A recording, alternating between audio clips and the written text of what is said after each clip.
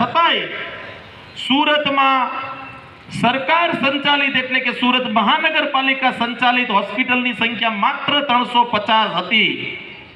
અમે 4.5 વર્ષ માટે સુરતમાં મુખ્ય વિપક્ષના રૂપમાં કામ કર્યું તો મિત્રો અમે લડાઈ ઝઘડા કરીને અમે સરકારની સામે બાધ્યા, પોલીસવાળાની ટીંગાટોળીઓ સહન કરી, પોલીસના કેસ સહન કર્યા, પણ અમે અમારી માંગ ન છોડી। અમે ફક્ત 4.5 વર્ષની અંદર 100 નવી સ્કૂલ મંજૂર કરાવી લીધી। એક બાજુ 30 વર્ષના અંતે 350 સ્કૂલ અને 4.5 વર્ષમાં 100 નવી સ્કૂલ। આ અમે શું કામ કરીએ છીએ? હમણાં ઝવેરભાઈએ પૂછ્યું કે કોઈ એવો બાપ કે કોઈ એવી માં હોય ખરા કે એના દીકરાને ભણાવવા ન માંગતી હોય? કોઈ ન મળે।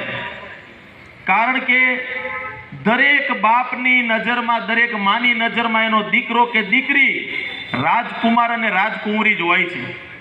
દરેક બાપ અને માં એવું માને છે કે મારો દીકરો સારો ભણવું જોઈએ, મારી દીકરી સારું ભણવી જોઈએ, એ ભણી ગણીને ડોક્ટર, એન્જિનિયર, વકીલ, સારા બિઝનેસમેન બને અને એની માટે આપણે એને સારું ભણાવીએ છીએ।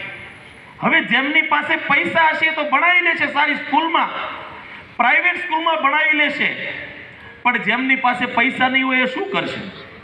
એ બાપ એના છોકરાને ભણવામાંથી ઉઠાડી લેશે, એ માં એ દીકરી